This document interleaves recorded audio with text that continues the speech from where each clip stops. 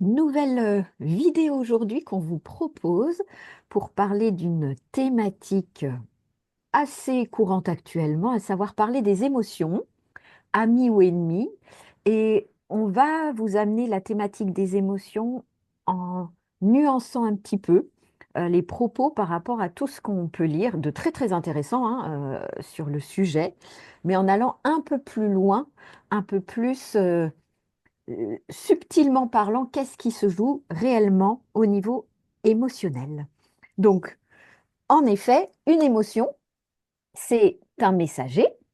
Mais messager de quoi, justement? On va le voir juste après. Et au niveau de l'étymologie, ça vient du latin et movere, et qui veut dire sortir de, donc aller vers l'extérieur, movere mouvement, donc ça indique qu'il faut en faire quelque chose, pas rester avec et amener une action. Mais pareil, on va parler mais de quelle action on parle. Alors, nous avons un moi-je, ce qu'on appelle aussi l'ego, que là, je vais représenter en cercle. Ce cercle est, a son origine, on va dire, par rapport à notre essence, notre anima, certains vont l'appeler âme, qui a créé ce qu'on est. Et nous, par contre, on ne vit pas dans la conscience de cet anima, de cette âme, de cette essence que nous sommes. On vit dans la conscience de notre ego. L'idée, c'est que en tant qu'ego, on va se rapprocher, donc la conscience qu'on évolue pour devenir, vivre dans la conscience de l'âme, dans notre conscience de notre essence, de ce qui nous anime. Alors, l'idée, c'est donc de se rapprocher petit à petit, au cours d'une vie, de plusieurs vies, de nous rapprocher de cette essence. Comment cela va se faire? Ben, en fait, on va recevoir des expériences de vie. Ces expériences de vie vont venir toucher l'ego, le moi-je. Il m'arrive quelque chose. Quand l'expérience de vie vient me toucher, il peut y avoir une émotion, alors qu'elle soit positive ou négative, hein. Il y a une émotion qui se fait.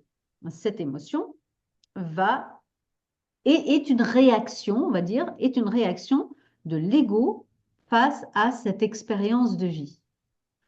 Une émotion qui est donc plus ou moins forte. Et au début, elle est là, mais facilement, on se dit, ouais, bon, c'est pas important, je laisse passer. Très bien. Mais du coup, j'ai pas encore avancé. J'ai pas avancé vers cette essence, vers ce qui m'anime, l'essence qui m'anime, cette énergie qui m'anime. Donc, nouvelle expérience de vie, qui va là aussi générer une émotion qui est un peu plus grande. Et là aussi, souvent, on se dit, oui, bon, ben, c'est pas grave, on passe outre. Oh, même si je pleure un petit moment, mais après, j'essaie de la maîtriser, j'essaie de contrôler, je la mets de côté. Nouvelle expérience de vie, parce que j'ai toujours pas bougé, qui va venir aussi titiller le moi-je, mon ego, avec un peu plus d'émotion. Si là également j'arrête l'émotion, soit en faisant autre chose, soit en inhibant, en ne l'écoutant pas, ben, qu'est-ce qui se passe? Il y aura toujours une autre expérience de vie avec une émotion beaucoup plus grande qui va m'obliger à regarder. Donc, ça ne veut pas dire que, oh mon Dieu, qu'est-ce qui m'arrive? Il y a un truc énorme qui m'arrive, mais quand on va voir un petit peu dans le passé ce qui nous est arrivé, on voit que quelque chose m'a déjà bousculé émotionnellement, mais je n'ai pas écouté, je n'ai pas regardé. Donc, l'expérience de vie va venir titiller mon ego avec des émotions de plus en plus fortes. Et je vais être obligée de regarder. Donc, je renforce mon ego en gérant, en contrôlant, en inhibant mon émotion. Parce que là, en fait, il nous arrive quelque chose de bien plus fort. Donc, on est obligé de voir, on ne peut plus faire l'autruche. Mais en fait, il y a deux cas de figure. C'est soit on prend cette pente-là que tu es en train de décrire, soit une autre. C'est pas parce qu'on vit un truc waouh qu'on peut se dire, ah là, enfin, je vais évoluer. En fait, non, on peut Non, ne non. toujours pas évoluer. Là, c'est juste, je viens renforcer. Et je peux aussi renforcer mon ego juste en disant, oh là là, regardez ce qui m'arrive et je joue la victime. Et donc, du coup, je viens juste renforcer mon ego aussi. Je reste dans l'émotion. Donc, soit je la gère en rentrant dedans, soit je la frôle, je l'inhibe, soit je rentre dedans et je reste l'émotionnel. Je deviens l'émotionnel. Et là, je fais juste que renforcer mon ego. Donc, le cercle, il n'a toujours pas bougé, mais il est limite encore plus visible Et voilà. et rebelote pour tout ce que tu nous as montré avant. De nouveau, ça va venir titiller, titiller, Tout à fait. titiller. Tout à fait. Ah, Jusqu'à un moment donné. Et les émotions, comme on sait aussi, les émotions, à un moment donné, si on les écoute pas, si on va les inhiber, ben, on aura aussi des problèmes physiques c'est ça. et Ça, qui vont c'est le devenir de plus en plus gros, ouais, c'est aussi. ça. Donc, Somatisation, hein, c'est en tout à fait, partie, tout à très fait. grande partie, l'émotionnel qui n'a pas été entendu. Mm. Voilà. Et donc, autre cas de figure, on a eu le gros truc, pouf, on ouvre les yeux. Et quand on ouvre les yeux, donc je peux Mais me libérer, je peux maîtriser cette émotion et du coup, je peux commencer à conscientiser. Mais qu'est-ce qui m'est en fait proposé par cette expérience de vie? Pourquoi cela m'est proposé? Pourquoi ça arrive dans ma vie? Parce que je comprends que tout ce qui m'arrive, grâce aux expériences de vie, je peux évoluer. Hmm. heureusement, on n'a pas tous à arriver à l'énorme truc pour cheminer. Donc là, la personne, elle a eu ça, elle a commencé à avoir un peu le fil rouge de tout son parcours émotionnel. Elle en fait quelque chose et du coup, elle se rapproche de son naissance. Voilà, donc à chaque fois que j'ai pu comprendre que l'émotion était là pour me dire il y a une expérience de vie qui est importante pour te faire avancer vers quelque chose de plus en toi, de plus pur en toi, de plus de sérénité, de plus de paix, de plus de joie. C'est ça, hein, quand on se rapproche de notre essence, de cette énergie qui nous anime, il y a juste on- un bien-être qui s'installe, mais qui s'installe de l'intérieur et qui ne vient pas de l'extérieur. On est juste bien, peu importe ce qui nous arrive. Et c'est pour ça qu'on pense que plus on avance sur le chemin de développement ou même spirituel, les personnes se disent, oui, mais à un moment donné, il nous arrivera plus rien. Si, si, il nous arrivera toujours des expériences de vie. Il y aura toujours des expériences de vie proposées pour que justement on puisse continuer à évoluer, sauf que on n'attendra pas à avoir le grand boom émotionnel. C'est ça, et c'est Ah ça bah tiens, il y a qu'on... quelque chose. Et du coup, je le gère dans la journée. Mm, ouais. Et c'est exactement là ce qu'on a montré avec cette nouvelle animation. Voilà. Et donc là, une petite émotion que j'observe et du coup, j'enlève une couche de l'emprise de mon ego. On est tous sur cette emprise de l'ego, hein, qui est gérée souvent par l'émotionnel, mais voilà, je l'enlève et du coup, je me rapproche. Ensuite, nouvelle expérience de vie qui va faire pareil, qui va me toucher à un niveau émotionnel. Je ne vais pas attendre que ça explose avec plein d'autres expériences de vie. Je vais observer tout de suite ce qui se passe. J'enlève une nouvelle couche de l'emprise émotionnelle et je peux me rapprocher à nouveau de mon essence et ainsi de suite. C'est ça.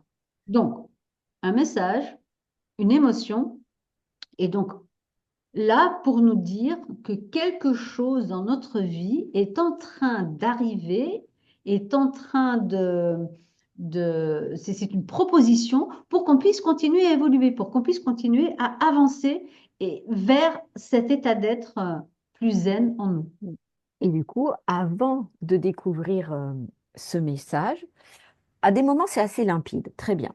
Mais à d'autres moments, il y a un petit processus à suivre, mais on le suit globalement naturellement, hein, qui est de, OK, j'ai l'émotion, si j'accuse réception, donc vraiment comme un accusé-réception, un coup de tampon, j'accuse réception, c'est-à-dire que je l'accueille, mais je ne mets pas de jugement, c'est j'accuse réception, eh bien, on peut pleurer, on apprend quelque chose de triste, bien sûr, pleurons. On a le droit de s'énerver, on a le droit de rire aux éclats, on a le droit de tout ça. C'est l'accusé-réception de il se passe quelque chose en moi. Si juste cette accusé-réception ne suffit pas et qu'on se sent un peu embarqué dans quelque chose, bah oui, il va être nécessaire de mettre en place certaines choses pour venir calmer cet émotionnel. Parce que sinon, on reste avec ce gros truc rouge là et on est dessus et on n'avance pas. Calmer l'émotionnel, concrètement parlant, ça veut dire quoi? Mais bien ce que vous voulez qui vous fonctionne pour vous.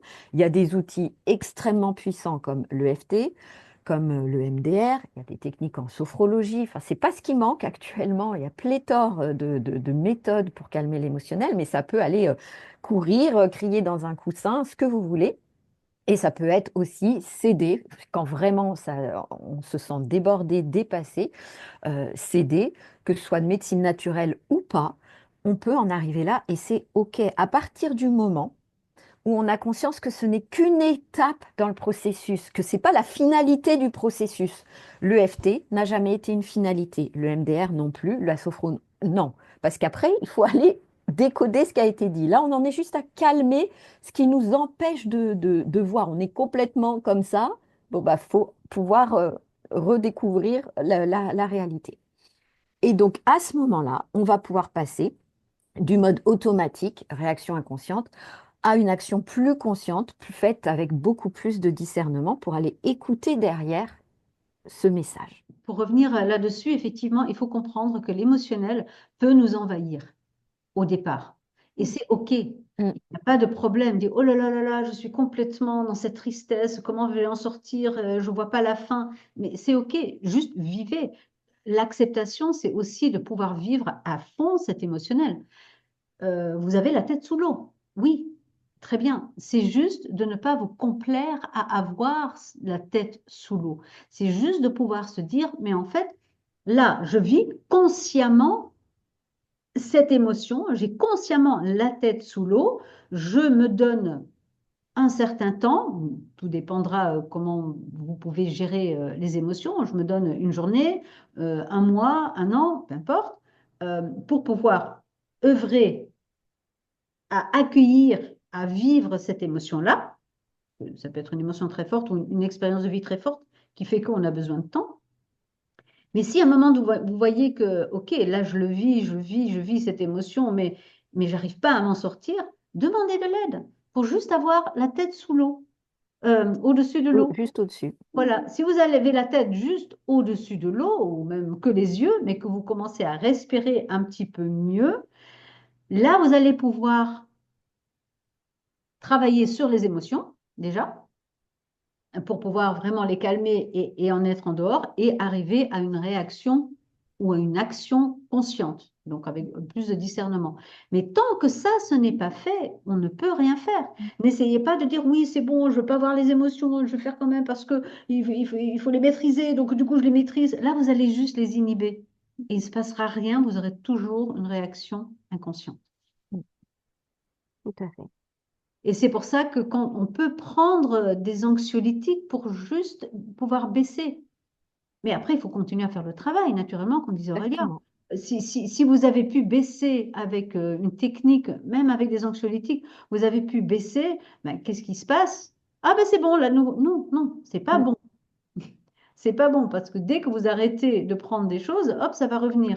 Dès que vous avez calmé et que vous n'avez rien fait, ben, vous aurez une autre expérience de vie qui va faire pouf de Mm. nouveau. Donc, OK, là, il se passe ça. Qu'est-ce que je peux faire pour continuer à maîtriser, à comprendre, à me détacher de mes émotions et du coup bien voir, mais ah, mais c'est ça qu'on me demande. C'est Mm. ça la proposition, c'est ça le prochain pas. Mm. Ouais, c'est ça. C'est si on prend ton analogie, c'est d'abord on est sous l'eau, après, ah, il y a la surface, et ensuite on grimpe sur le bateau et on observe Voilà. avec plus de hauteur et sécurisé. Ah, mais je viens de quel environnement? J'étais dans quoi? Qu'est-ce que ça a créé? Pourquoi ça l'a créé, etc. Tout à Voilà. fait. Quelle est la cause de... c'est de ça, ce déversement émotionnel. Et si on continue avec le bateau, il y a dû avoir une brèche quelque part qui a fait que c'est ça. il y a eu un grand déluge, mais ça vient d'où ce déluge? Quelle est Mm, la proposition derrière ça? Voilà. tout à fait. Et Donc, donc, voilà, l'action consciente, ça nous amène à pouvoir décoder le prochain pas évolutif proposé grâce à cette expérience de vie. du coup, l'expérience de vie ne vient plus quelque chose qui m'arrive, Mm. mais on l'observe plutôt comme un cadeau de la vie qui fait que si je vis cela, c'est pour me faire grandir.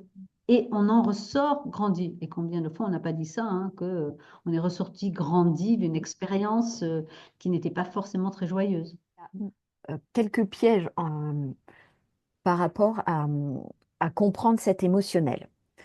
Parce que dans l'enfance, quand on ne sait absolument pas, parce qu'on n'en est pas là, on ne peut pas, on n'a pas les capacités, on n'a pas les compétences, on n'a pas la neurobiologie pour comprendre, mettre des mots sur ce qu'on vit, on peut avoir eu dans notre entourage des personnes qui n'exprimaient jamais d'émotion déjà. Donc c'est difficile de nous se situer quand en face c'est tout inhibé, tout rentré, et que voilà. On peut aussi avoir eu dans notre environnement des personnes pour qui, par exemple, être en colère, ça ne se fait pas. Par contre, être triste, ça c'est admis. Donc du coup, quoi qu'on vive, même quand c'est de la colère, on va le transformer par une réaction émotionnelle, mais plus de tristesse. Et ça, dans le jargon, on peut appeler ça comme un racket émotionnel. C'est substituer une émotion qui n'était pas autorisée par une autre. Donc, le processus est évidemment inconscient, mais perdure parce qu'on a engrammé cette façon de faire là. Et donc, on ne vient jamais travailler sur le réel message, parce que quand on se sent triste ou en colère, c'est pas du tout le même message, c'est pas du tout la même chose qu'on a à entendre de cette expérience de vie. Et on peut se leurrer. On croit décoder, on croit comprendre, et en fait, non, on est, entre guillemets, à côté de la plaque. Et donc, c'est bien de revenir cheminer un peu dans notre passé et de juste conscientiser, bah oui, je voyais un tel, mais uniquement en colère, je ne l'ai jamais vu triste, je l'ai jamais... Il n'y avait pas le panel émotionnel. Ou un tel, il y avait mais rien du tout. Ou dès que je me mettais à pleurer, on me disait, ah non, hein, non, non, tu vas pas faire, je sais pas quoi, voilà, etc. De repérer un peu s'il y a eu des émotions qui n'étaient absolument pas autorisées autour de vous, parce que ça peut donner une indication pour pas après se tromper de message, tout simplement, qui a pu être envoyé. Donc ça, c'est un premier piège. Tout à fait. Et juste pour dire aussi, c'est toujours intéressant d'aller voir qu'est-ce qu'il y a, quelle émotion est derrière, qu'est-ce que justement cette tristesse cache. C'est De ça. ne pas simplement rester, oui, mais moi, de toute façon, moi, dès qu'il y a un truc, je suis triste et je pleure. Ok, mais qu'est-ce qu'il y a derrière cette tristesse? Est-ce qu'il y a autre chose? Et souvent, on trouve de la colère derrière une Mm. tristesse et derrière une colère, de la tristesse. Donc, c'est toujours intéressant d'aller voir plus loin et pas simplement rester à ce qu'on ressent, parce que justement, c'est d'une manière inconsciente. Donc, tant qu'on ne prend pas conscience de ce qui se passe dans l'inconscient, on est contrôlé par l'inconscient. Et du coup, on est dans la réaction automatique, comme on disait juste avant. Et donc, tout à l'heure, on vous disait la différence entre contrôle et maîtrise. Contrôler une émotion, c'est vouloir que les choses se passent comme nous on le souhaite, et soit on nie le réel vécu, soit on met en place des actions, mais pour que ça reste comme nous, absolument, nous, on le veut. Et donc, tu voulais ajouter quelque chose sur le fait que quand on essaye de contrôler ou inhiber une émotion, On s'empêche du coup de découvrir, de décoder notre prochain pas. Parce que tant que je suis dans l'inhibition de l'émotion, l'émotion est là. Je reste au même niveau que l'émotion. J'ai une émotion qui est là, mais je ne veux pas la voir. Je vais juste fermer la porte et je me mets mais au même niveau. Mais du coup, je ne peux pas voir non plus parce que si j'inhibe l'émotion, j'inhibe aussi l'expérience de vie.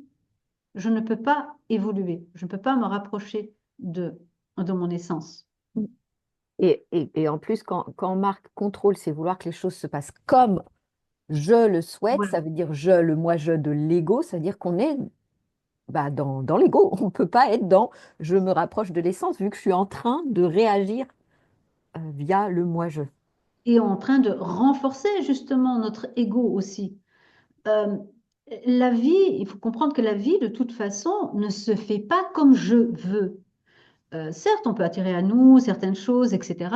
Mais en vrai, la vie décide quand même un peu ce qu'on veut, non, ce qu'elle veut pour nous aussi, et ce qui est bien pour nous, les expériences de vie. Même si je peux attirer à moi certaines choses et je suis tout pour la loi de l'attraction, etc., naturellement, mais il y a une différence entre je veux contrôler et je veux attirer à moi. Je peux contrôler, par exemple, avec la loi d'attraction, d'attirer à moi beaucoup d'argent, ok, très bien, mais je vais certainement pouvoir attirer à moi beaucoup d'argent, mais est-ce que pour autant je serai dans ce qui est bon pour moi, dans ce qui est juste pour moi, et du coup je pourrais avoir d'autres expériences qui vont faire que, ben oui, tu as beaucoup d'argent, mais est-ce que tu es heureux dans ta vie ou heureuse dans ta vie? Voilà, donc on ne contrôle pas la vie, on la vit avec une ouverture d'accepter ce qui est, ce qui vient à nous. Et c'est en ça. Et justement, par rapport au chien maîtrisé, je le maîtrise même s'il n'est pas en laisse. Tu es assis, tu bouges pas. Et c'est moi qui dis si oui ou non. Lui, il a toujours l'instinct, je vais courir après le chat. Oui, tu as cet instinct, mais c'est moi qui maîtrise cet instinct. Et quand je dis maintenant tu peux courir après le chat, ok, il va le faire. Mais pas avant que moi je lui dise. Et c'est ça la maîtrise. Ça ne veut pas dire qu'il n'a pas cet instinct. Donc, ça ne veut pas dire que moi, je n'ai pas ces émotions. Ça veut juste dire que là, c'est pas le moment. On va pleurer après, parce que là, c'est pas le moment. Ou, OK, on pleure, mais en conscience. Donc, on a des expériences de vie. Les expériences de vie vont générer des émotions, comme on a vu, hein. Alors là, je vis mon émotionnel, j'aborde cette expérience de vie à travers mon émotionnel. Je vais essayer de voir ce qui se passe éventuellement aussi derrière cette expérience, mais je suis complètement dans l'émotionnel, je suis complètement sous l'influence de l'émotionnel. Donc, je ne peux pas réfléchir correctement. Je peux aussi inhiber mes émotions, contrôler mes émotions, comme on a dit déjà.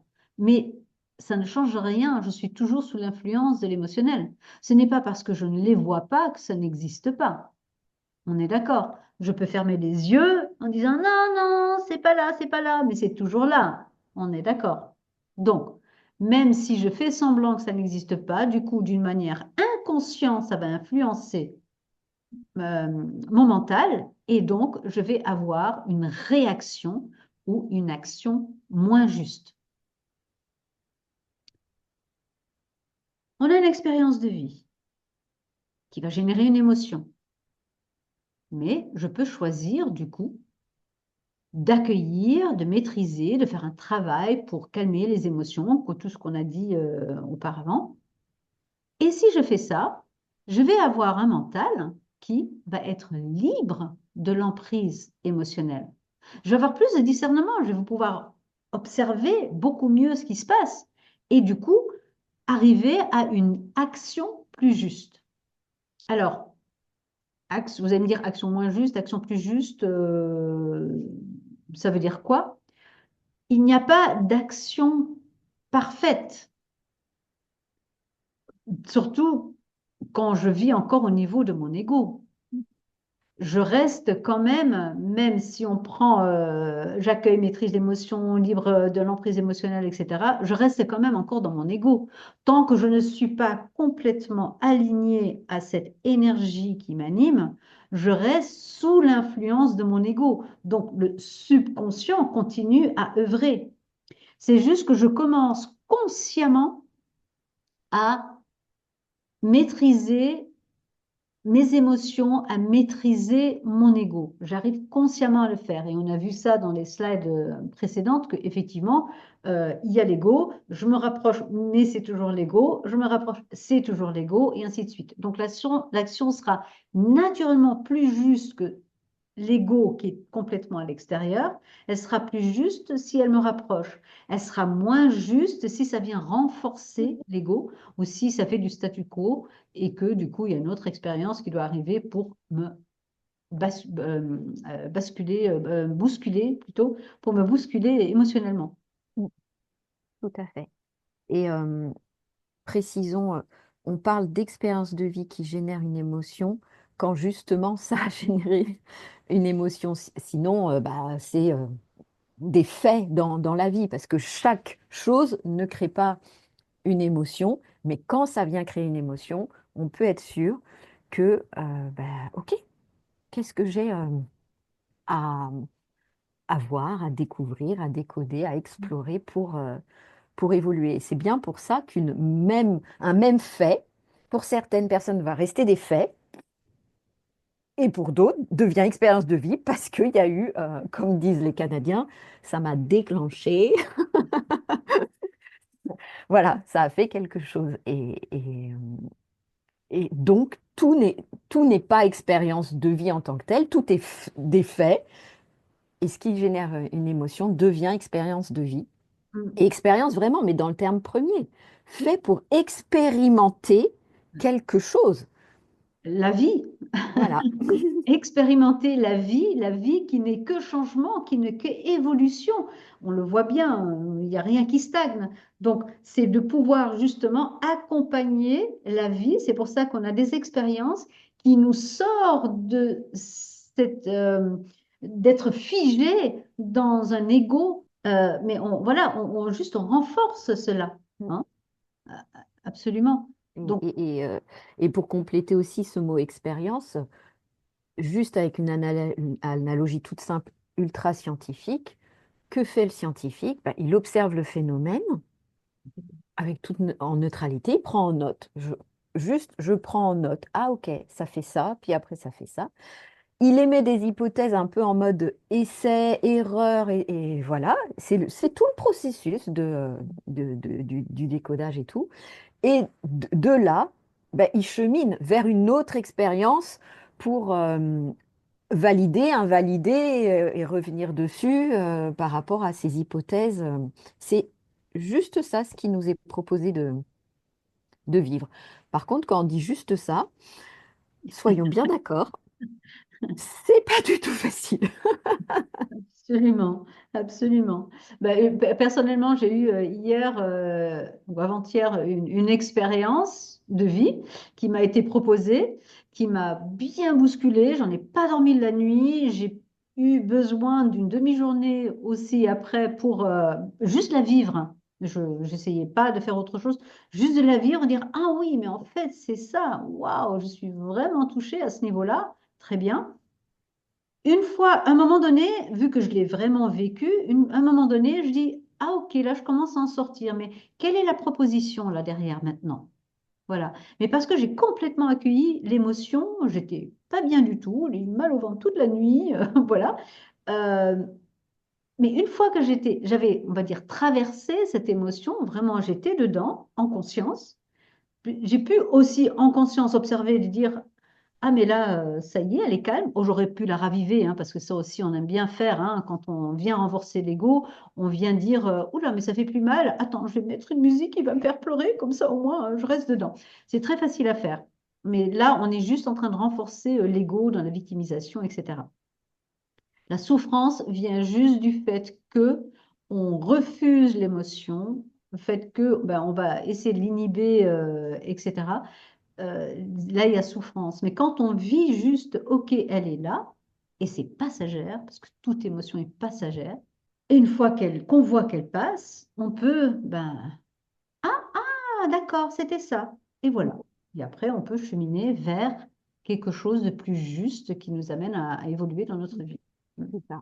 Et comme tu cites le mot souffrance, c'est vraiment la différence entre douleur et souffrance. On dit souvent que la souffrance égale douleur plus résistance. On résiste à ça, Oui. slash douleur plus je ne mets pas du sens sur cette douleur, je ne mets pas de compréhension. Et là, ça reste de la souffrance. Mhm.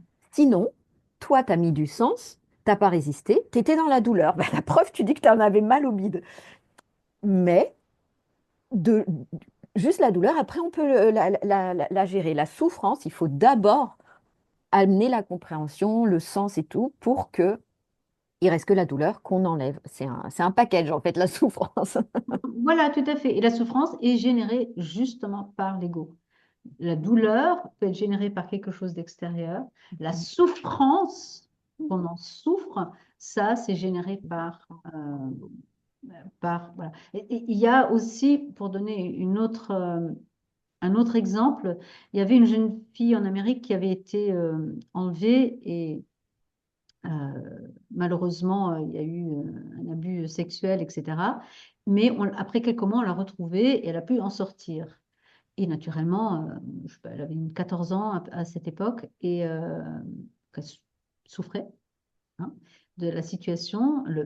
L'homme avait été mis en prison, etc. Et sa mère lui a dit, cet homme t'a volé quelques mois de ta vie. Est-ce que tu veux qu'il te vole le reste de ta vie? Mm. Et elle a médité là-dessus, elle a réfléchi là-dessus, elle a dit, ben non, en fait, j'ai pas Mm. du tout envie. Et elle a pu faire de cette expérience de vie, elle a fait une action beaucoup plus juste, donc elle s'est épanouie, elle dit, lui, il a eu ça, mais moi, je sais ce que je veux, je ne vais pas vivre dans ce passé. Et donc, j'ai eu beaucoup de douleur à ce moment-là, mais je ne veux pas en souffrir toute ma vie. Et ben, ce qui est très beau, c'est qu'elle a donc une famille aujourd'hui avec des enfants, mais aussi elle donne des conférences où justement elle va parler de ça, qu'on a le choix en fait de Mm. rester victime de son bourreau toute sa vie ou de vivre sa vie et de se Mm. libérer de... Voilà. Et ça, c'est juste, j'accueille les émotions, je les vis. Bon, naturellement, elle a fait un travail sur elle, hein. Elle n'a pas Bien dit, sûr. ah ben oui, De- j'oublie. Non, Mais non, pas bien du sûr, il tout. y a Ça besoin d'une serait reconstruction, tout à fait. voilà, ça serait l'inhibition, on est Bien d'accord. sûr. Mais de pouvoir justement de dire, OK, elle est là, cette émotion, j'y rentre, je la vis, je la traverse pour pouvoir m'en libérer et après de dire, mais qu'est-ce que cette expérience de vie m'a apporté et qu'est-ce que je peux peut-être aussi apporter aux autres grâce à cette expérience de vie. Hein. Tout à fait. Et j'ai trouvé ça un très beau témoignage quand j'ai lu ça. J'ai trouvé ça très, très fort de cette jeune Mm. fille. Très clairement. Mm. Et on aime lire vos commentaires justement pour savoir un peu comment vous vivez ça, comment vous vivez les émotions, si vous avez eu un vécu similaire qui vous a permis justement, grâce à une expérience de vie pas forcément très joyeuse, est-ce que ça a permis de vous justement d'avancer et de vous aligner vers quelque chose de plus juste en vous? Et on se retrouve pour échanger sur ce sujet dans une prochaine parenthèse inspiration. D'ici là, abonnez-vous à cette chaîne. À très bientôt.